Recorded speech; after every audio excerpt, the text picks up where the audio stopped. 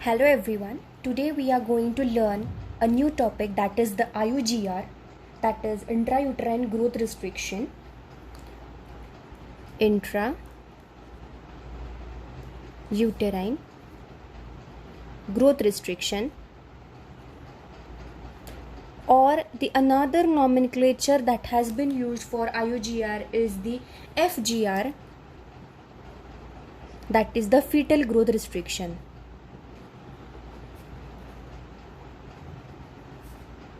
The name itself suggests the definition of this particular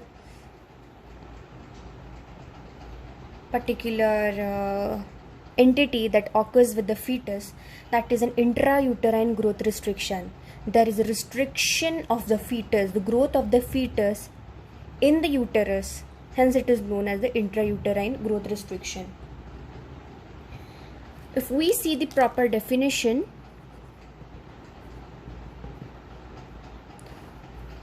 the definition in the text has been provided. Fetal growth restriction is said to be present in those babies whose birth weight is below the 10th centile of the average for the gestational age. Okay? So the fetal growth restriction is said to be when whatsoever average fetal weight has been estimated, there is a decrease by 10th percentile. Okay,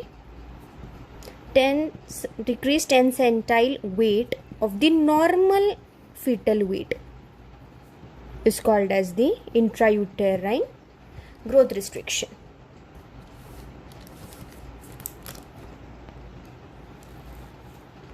Now, before moving towards the pathology or how this IUGR occurs or what is the classification of this intrauterine growth restriction, let us see what are the normal three phases which have been told for the fetal growth.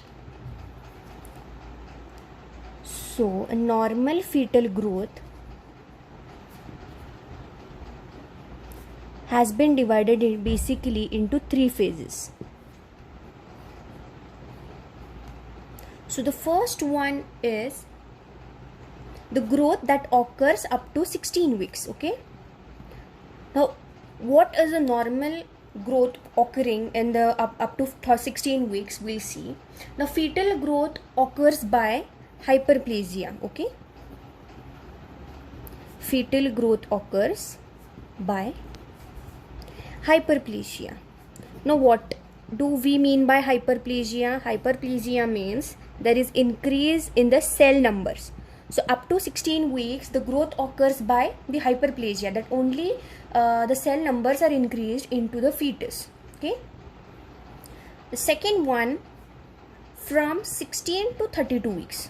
Okay. So from 16 to 32 weeks, what occurs? The fetal growth occurs by, fetal growth happens by hyperplasia, that is increase in the cell number, and hypertrophy. This hypertrophically there is a cell growth. Now, what is hypertrophy? Hypertrophy means the cells increase in the size. Cell size increases. Okay. So there is from 16 to 32 weeks hyperplasia, that is there is also increase in the cell number, as well as whatever the cells are present, they are increasing in the size also. Okay. And in the third phase, that is after 32 weeks, there is the growth occurs only by hypertrophy. Okay. Growth takes place only by hypertrophy, that is the cell number has been stopped. Okay. Now the cells are not multiplying. Okay. Cell division is not taking place, but the cells are increasing in the size. That is after 32 weeks. Up to 16 weeks, cells are dividing. Okay. The cell number are increasing. They are the size of the cell remains the same. Okay. But the number of the cell increases. From 16 to 32 weeks, the cell division is also occurring. and they are growing in the size also. And after 32 weeks, what happens? The growth takes place hypertrophy. The number of the cells or the amount of the cells in the fetus remains same, but the cells that have been divided are now increasing in the size. This occurs in after 32 weeks. So the cell division stops after 32 weeks, but the size increases. Okay, so differentiating these three phases are important, because these three phases help, these criteria help us to know what is the typical classification of the IUGR. Now let us move forward toward the classification or the types of the IUGR.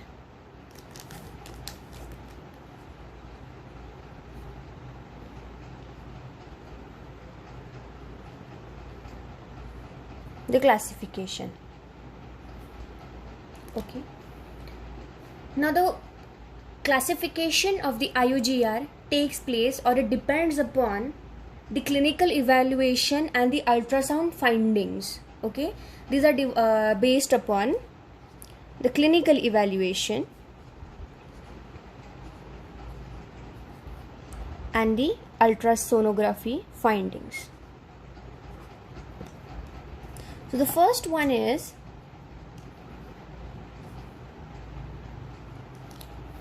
the fetuses who are small in weight. Fetus that are small in weight but they are healthy. They don't have any clinical condition, or they don't need any support for the living. They don't have to be admitted into the NICU, or not so much of complications takes place. So the fetus that are small, the indices are small, the weight is small, it's less in the weight that has been determined or that have been told by the general guidelines. These are small in weight or in the size, but they are healthy. So the fetus that are small and healthy. And the second one, this is the true fetal growth restriction, where the fetal growth has been restricted due to any of the pathological condition that has been occurred in the fetus, in the intrauterine fetal life, or due to any of the pathological process through which a mother is going. Okay, so a true fetal growth restriction which occurs due to any pathological process or any pathology that has been going in the fetal life or as well as in a mother's life. So now depending upon time, the time over here we have to concern about the gestational age. Okay, gestational age of the mother, that is upon the time of onset, like it's occur in the first trimester or the second trimester, or the FGR is seen in the third trimester. Okay, so depending upon the time of onset. Now relative size of head, the fetus, abdominal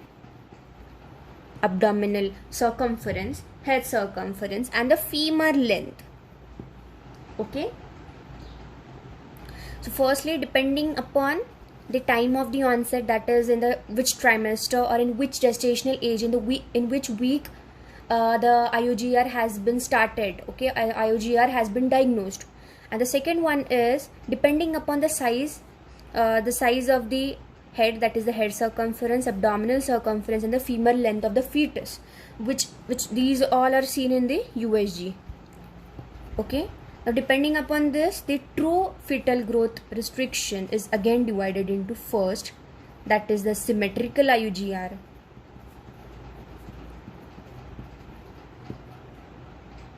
okay, which is also called as the early onset. Second one is the asymmetrical IUGR,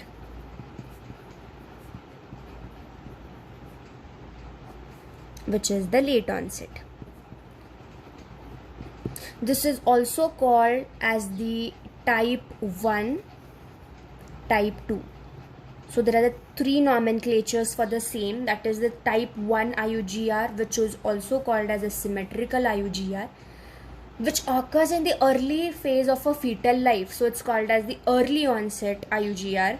The second one is type 2, which is also called as asymmetrical IUGR, or late onset, which occurs in the second phase or the late phase of the fetal life. So it's called as the late onset. So depending upon the time of the onset, okay, and relative size of the head, abdomen and femur, these three are the relative indices on which basis, depending upon the USG, you can classify the IUGR.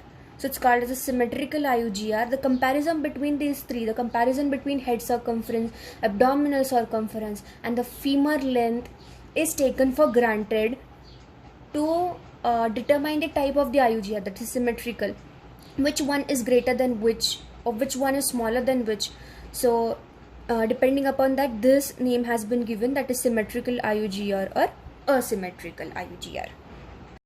Now let us see the two types of IUGR which are very important. The first one is the symmetrical IUGR. Okay.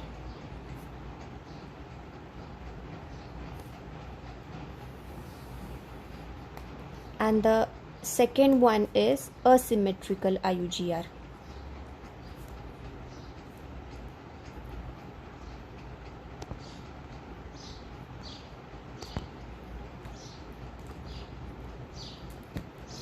So my friends, please listen carefully. The three phases that we learned in the earlier, we'll see that. Okay. See, up to 16 weeks, we have said that the fetal growth occurs due to the hyperplasia, that is increase in the cell number.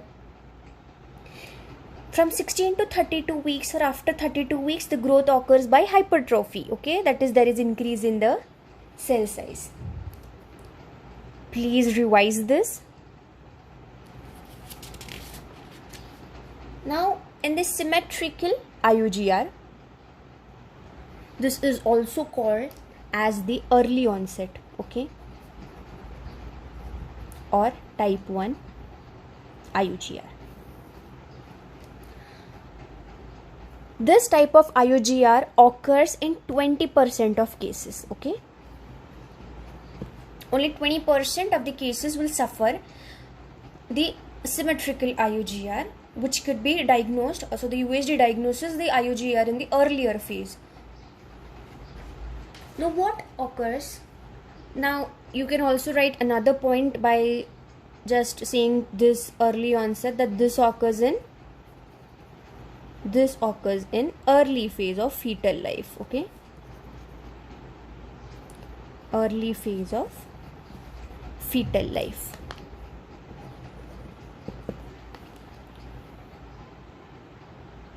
Now what is the early phase of fetal life? As we have seen earlier, there is cellular hyperplasia.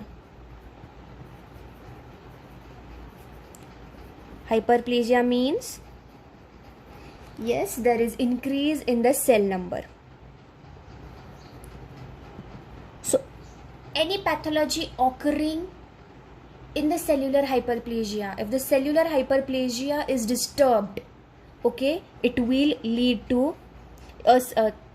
symmetrical IUGR. Cellular hyperplasia disturbance will lead to symmetrical IUGR.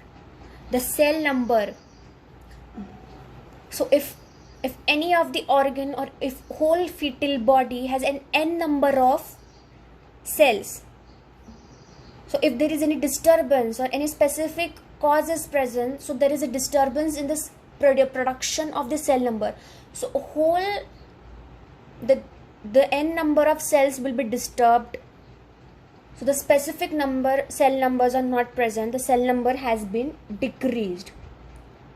So this growth restriction is called as the symmetrical IUGR. What is a symmetrical? Whole body will be seemed small in the size. It will not occur that particular organ will be compromised. No, it will not occur. The whole body, the whole fetal body will be seen smaller. Okay. Now what are the causes for such type of IUGR?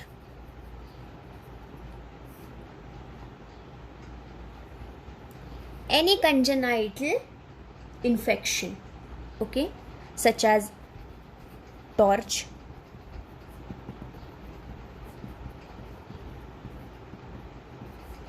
second one, any chromosomal abnormalities present will lead to symmetrical IUGR.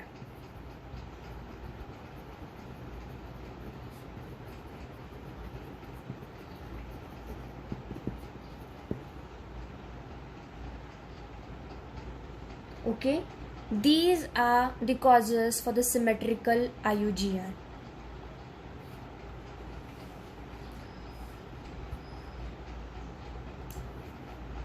Now we'll move towards the second type. What will be the the clinical features, or what will be the signs, or what will be how the biophysical profile of or what will be the USG findings for these two, we'll see together only. Okay, first we'll differentiate the basic things of IUGR, then we'll move towards the clinical features and the biophysical findings. Asymmetrical IUGR, which is also called as the late onset, which occurs in the late phase, and also called as the type 2. Okay, this is the most common. It occurs in 80% of the cases. Okay, see, and depending upon the nomenclature, this occurs in the late phase of fetal life. In late phase. Okay,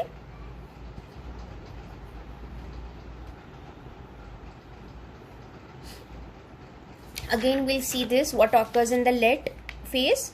There is an hypertrophy of the fetal cells. Okay, so there is disturbance in the cellular hypertrophy,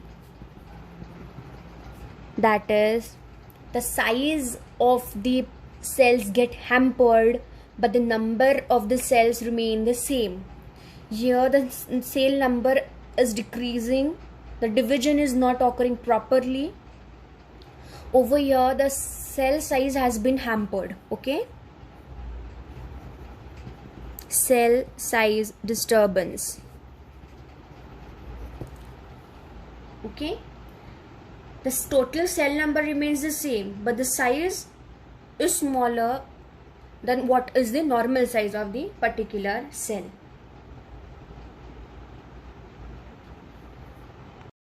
Now what are the causes?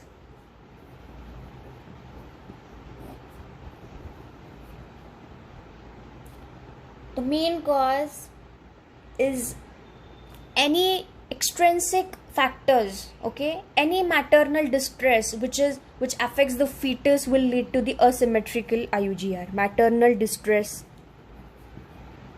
Okay, all the extrinsic factors where the fetus himself or herself is not involved or not the cause. Over here it was the congenital infection, that is the torch, which is occurring through the mother, but it's affecting the fetus. Or any chromosomal abnormalities present in the fetus will lead to the symmetrical. But here there are all the extrinsic causes. It may be the maternal distress. It will be it's the important cause, that is the placental insufficiency. Friends, please, this is the important cause, that is placental insufficiency. If an USG determines, or in the impression it's been given that there is a placental insufficiency, please look for the fetal weight or the parameters, that is the head circumference, abdominal circumference, and the femur length, because the placental efficiency will ultimately lead to the IUGR, and most importantly the asymmetrical IUGR. Okay, so maternal distress, placental insufficiency due to, or there is a restriction of the oxygen flow is hampered. Okay, nutrients have not been supplied properly to the fetus, nutrients supply has been decreased due to any cause, so this will lead to the asymmetrical IUGR. It will definitely hamper the fetal growth. Okay, now let us move forward towards the causes of the fetal growth restriction. Okay, what is the etiology of the IUGR?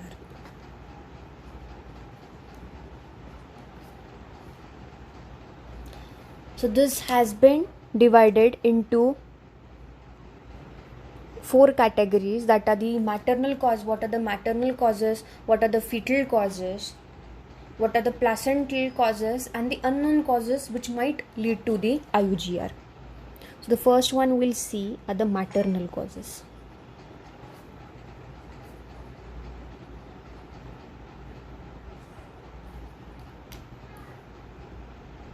In the maternal causes, the first one comes with the constitutional causes, which I have been telling like text only. The first one are the constitutional causes. So if the mother is, very weak, or she's slim, she doesn't have the required BMI, she has,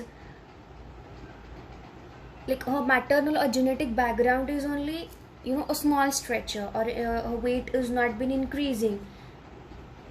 So the maternal weight is directly proportional, it just affects the fetal weight. Okay, so pre-pregnancy maternal weight and the weight gain during pregnancy, these are the important factors for the fetal birth weight.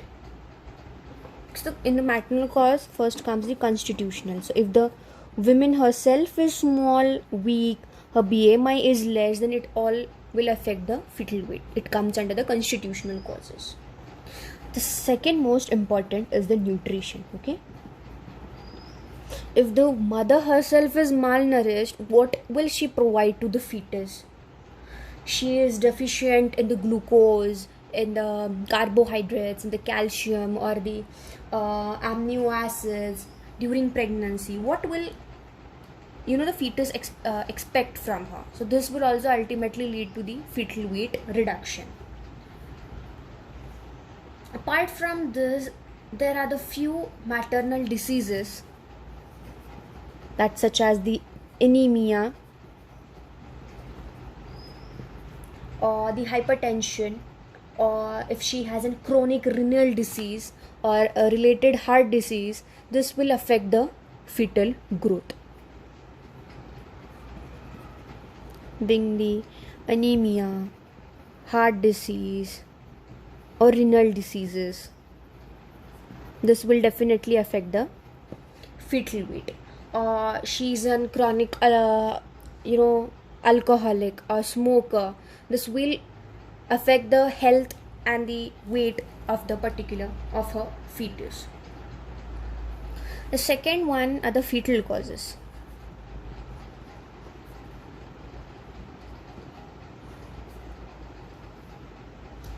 So as we have seen earlier, one reason could be a congenital anomaly.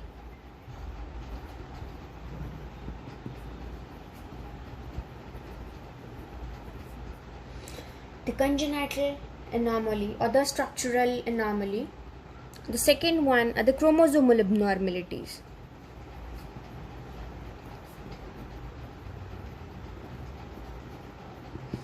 Chromosomal abnormality include the trisomies or Turner syndromes, or there must be a triploidy or aneuploidy. So chromosomal abnormality, so 8 to 12% of the infants are growth retarded. Okay. Third one is the infection. That if there has been an intrauterine infection of the TOR, that is the toxoplasmosis, rubella, cytomegalovirus, or herpes simplex, even malaria, this will affect the growth of that particular fetus. And the fourth one are the multiple pregnancies. Okay, the multiple pregnancy, that is a twin pregnancy, mostly will hinder a growth of the one fetus. Okay, multiple pregnancies. The third, as we have earlier discussed, that is the placental causes.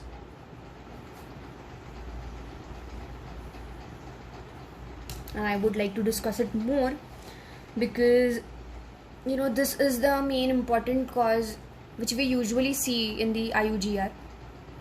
The placental cause that is this is a poor uterine blood flow to the placenta, for a long period of the time. Poor uterine blood supply to the placenta. Supply to placenta. Supply to the placenta will lead, for a long period of time, it will lead to the placental insufficiency. Placental insufficiency. So as there is a chronic placental insufficiency, the oxygen, the nutrients will not be properly provided to the fetus, and this will definitely lead to the fetal growth restriction. Moving forward towards the pathophysiology of the IUGR.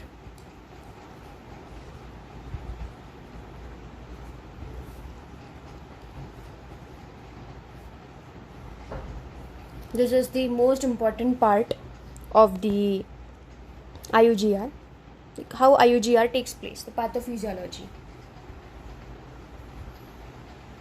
So basically the pathology suggests that there is a fetal growth, or there is a small gestational age of that particular fetus, because there is an inadequate supply of the nutrients or inadequate supply of oxygen through the placenta to the fetus. So basic is there is a reduction of nutrient supply. Nutrient supply,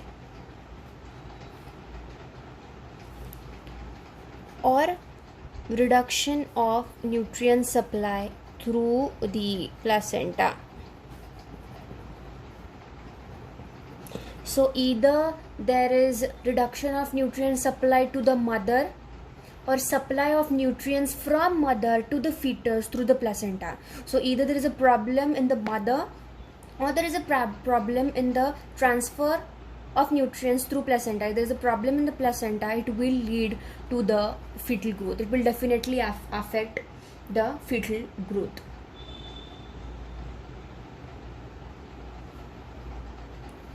The second cause will be, it may also be due to the reduced utilization by the fetus. There is proper supply of the nutrients from the mother, but there is a problem in the placenta. So the proper nutrients has not been supplied to the fetus. So the fetus is showing an abnormal utilization of that particular nutrients. Improper utilization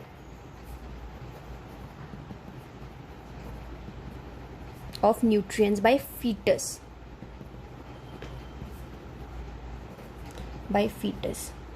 Okay, is reduction of nutrient supplies by mother, reduction of nutrient supply through, so there is a problem in the placenta, or there is improper utilization of nutrients by the fetus himself or herself. Okay, over here see, if this is the fetus, and if this is the placenta, and the umbilical cord which containing the umbilical artery and vein has been connecting over here. Now through the placenta, the nutrients are supplied to the fetus, but in the IUGR, if the function of the placenta is hampered due to the chronic placental insufficiency, okay, so a less quantity of nutrients are supplied. Okay, less quantity of nutrients are supplied.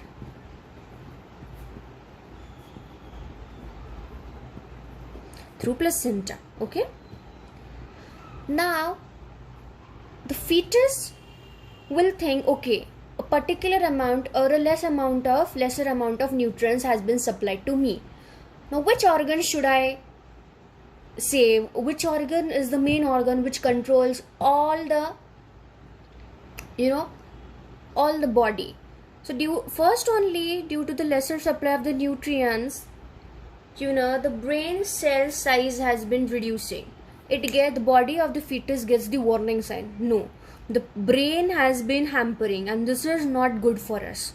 Okay, So all the nutrients that has been supplied to the liver, or it may be the kidneys, whatsoever may be the organs, all the nutrients get supplied towards the brain. Okay, all the blood flow, whatever the blood has been coming from the placenta, whatever the lesser amount of blood is coming from the placenta through the cord, is all diverted towards the brain. All the blood has been diverted towards the brain to protect the brain, because this brain cell size is not been increasing due to insufficient amount of the nutrients. To save the brain, all the other organs sacrifice their blood supply, and all the blood supply has been sent to the brain. Okay, whether it may be the liver, or it will be the renal system, or it will be the pulmonary system. So the blood supply, okay, blood supply to the pulmonary system or renal system is diminished.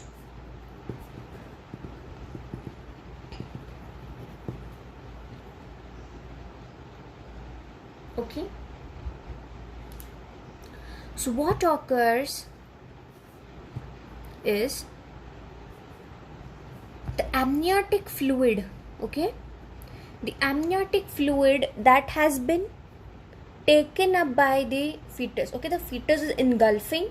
Okay, as you all know, the fetus engulfs the amniotic fluid which is present surround him in the uterine cavity.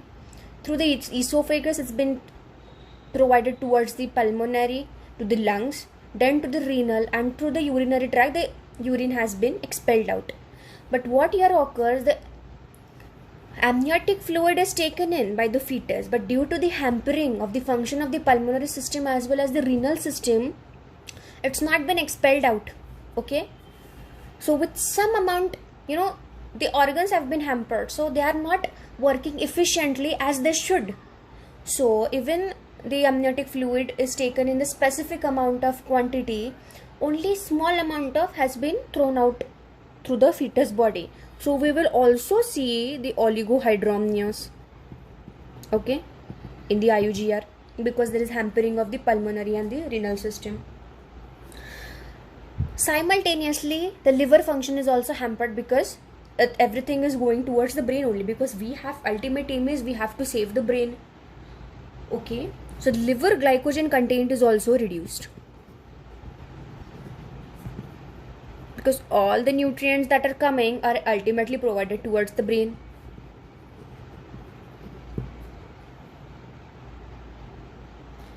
So if this the hampering of this system, the hampering of the liver is not been diagnosed earlier or in the proper way, or if it's not managed in the proper way, this might risk the fetal life. Okay, the fetus might go into intrauterine hypoxia, intrauterine acidosis. Okay, and this will ultimately lead to the fetal death. So diagnosis and management of the IUGR, basically the asymmetrical IUGR, which occurs into the late phase, where the baby cannot compensate, a smaller loss of the nutrients, should be treated properly. Otherwise, this will lead to intrauterine hypoxia and acidosis, and if not treated, it will lead to fetal death. So this must be diagnosed and managed properly. Okay, now moving forward towards how will you clinically tell that this is the IUGR. Okay, what will be the clinical presentation?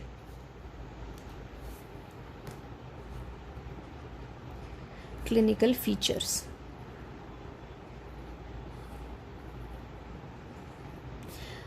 You do whole examination of the abdomen. The first thing you will do the palpation. Okay, so in generally if there is a gross, gross IUGR, so you could identify the IUGR through the fundal height. Okay, or you could also determine it through the amniotic fluid volume.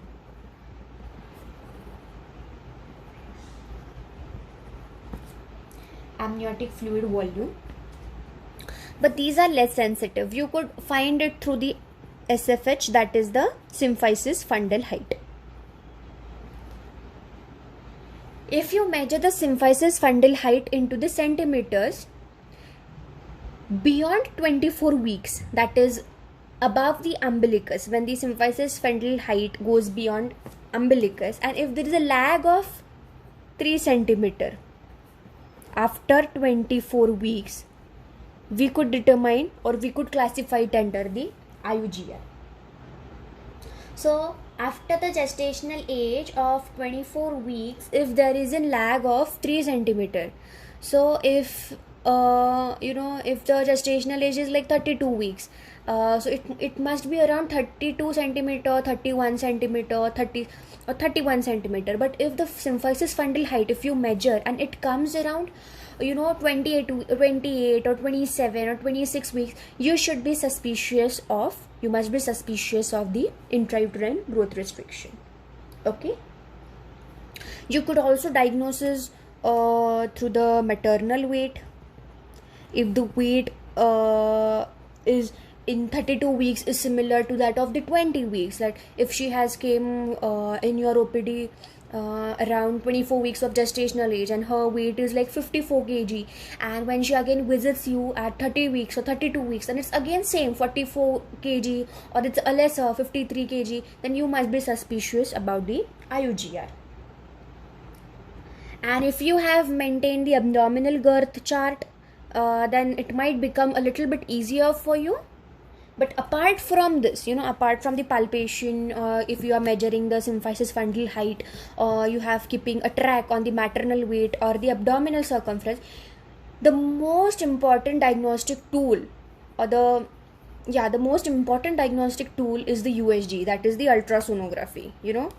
It's the most important, because you see the fetus, inside, what's happening actually inside the uterus. So ultrasonography is the important tool for the diagnosis of the IUGR. It not only helps you to find that there is the fetal growth restriction, the growth of the fetus is hampered, but it also helps you to find out whether the fetal growth or the IUGR is symmetrical or it's asymmetrical. So USG becomes an important tool for the diagnosis of the IUGR. So the first we'll see what we have to see in the USG. You should go for head circumference. Basically, you should compare, you should have the ratio of head circumference to the abdominal circumference. That is the ratio of HC, head circumference by abdominal circumference. This is the first. Okay, so now what you have to see in this, see, normally if there is a normal growth of the fetus, the head circumference by abdominal circumference ratio exceeds by 1.1 before 32 weeks. This we are seeing in the normal fetus. Okay, in the normal fetus. So head circumference by abdominal circumference exceeds by 1. Okay, head circumference is greater than abdominal circumference before 32 weeks. In between the head circumference by is nearly 1 between 32 to 34 weeks. And after 32 weeks, after 32 weeks, this ratio falls below 1 after 34 weeks, sorry. Okay.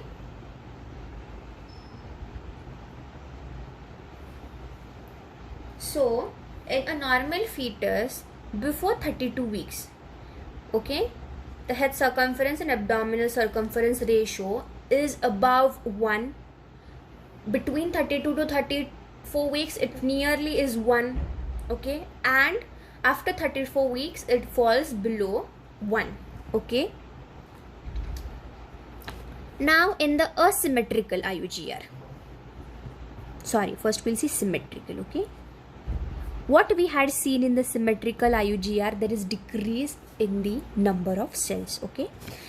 There is no relation of the size, okay. Over here we are only concerned with the cell number. Your size of a cell doesn't matter. So in the symmetrical fetal growth restriction, both head circumference as well as abdominal circumference is reduced, okay. In symmetrical IUGR, head circumference and abdominal circumference are equally reduced. So because neither the head circumference cell has been divided and nor the abdominal circumference, okay. So both size of the head circumference and abdominal circumference are equally reduced, so the ratio will remain the same, okay. So equal ratio has been decreasing, okay, because there is no relation of the size over here, only the cell number. So cell numbers of head will also decrease and cell number of the abdominal will also decrease. So ratio में ऐसा कोई ज़्यादा फर्क नहीं आता है symmetrical IUGR में. The second we'll see is the asymmetrical IUGR. As we have now over here, we have talked earlier that to save the brain, okay, that save the head, all the nutrients have been provided to the brain only by the fetus, because we have to save the brain because it's the only organs which controls all other organs. So what will happen over here in asymmetrical IUGR? The head circumference by abdominal circumference ratio increases, okay, elevated. And why so? Because if the fetus is affected by asymmetrical fetal growth restriction, obviously the head circumference will remain large or more in number, because we are supplying all the blood to the brain and nothing has been left, or a small amount of nutrients of blood has been remained to other organs which are present, all are present in the abdominal area. So growth will occur only in the head only, no, it will not occur in the abdominal. So head circumference increases in the asymmetrical IUGR, okay.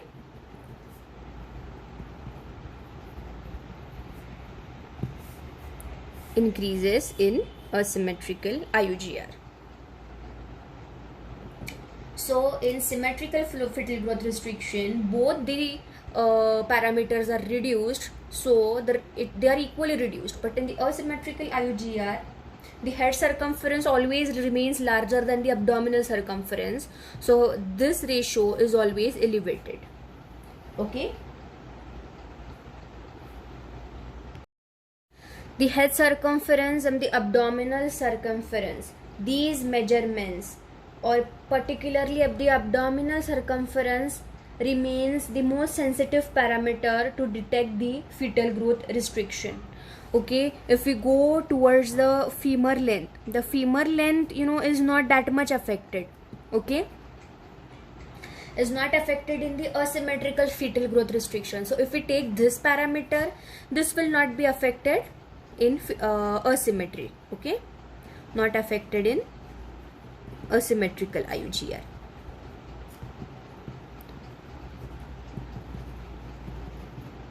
But the head circumference and abdominal circumference remain important parameters to determine the difference of symmetrical IUGR and asymmetrical IUGR. The third one which we could rely on is the amniotic fluid volume, okay. So the third one is AFI, amniotic fluid index. The normal range of amniotic fluid is between 5 and 24 centimeter. Okay, is the normal. Below this it's oligo, and above this it's poly. Okay, so between these are the normal range. So if the reduced amniotic fluid usually suggests the late onset of the IUGR, as we have seen earlier. Why it is so? Because there is an impairment in the function of the pulmonary system as well as in the renal system. So oligohydramnios will take place. So it occurs usually in the late onset of the IUGR. And over here a single deepest pocket is measured. So if the single deepest limb pocket is less than 1 centimeter, it will definitely go for oligo, and it will determine the late onset of IUGR. Okay, late onset of IUGR. Now a baby has been delivered, small for gestational age of a baby has been delivered. What it will look like, or what will be its physical features, we'll see.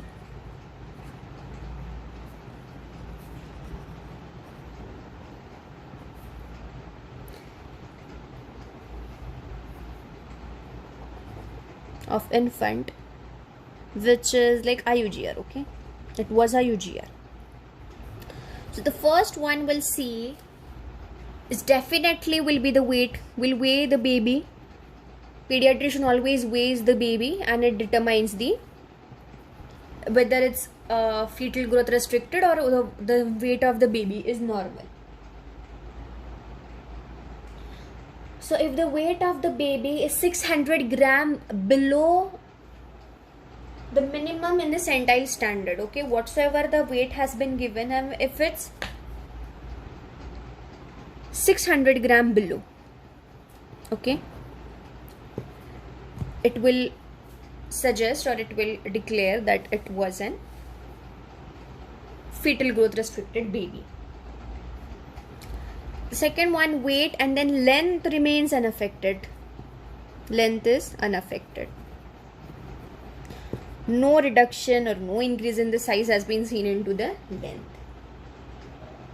Now if it's asymmetrical IUGR, the baby has been suffered to asymmetrical IUGR. If the head circumference is measured, it's obviously normal. Head circumference is relatively large. Head circumference is large.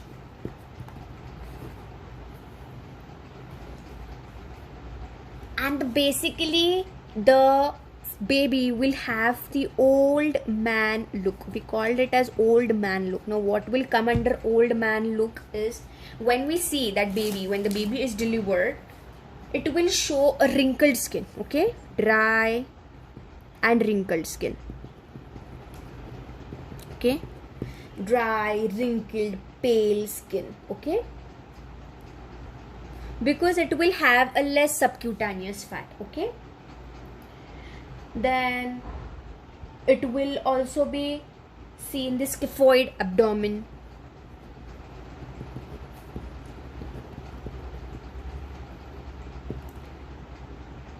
There will be a thin umbilical cord.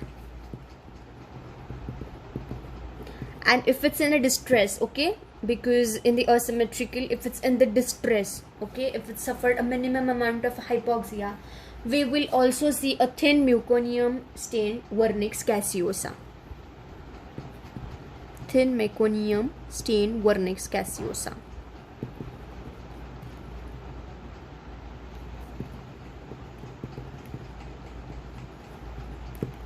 So this is the old man look, okay. If any question comes like in which which baby shows that old man look, or whatever the options, the baby delivered or baby who is fetal growth restricted will definitely show old man look after the delivery.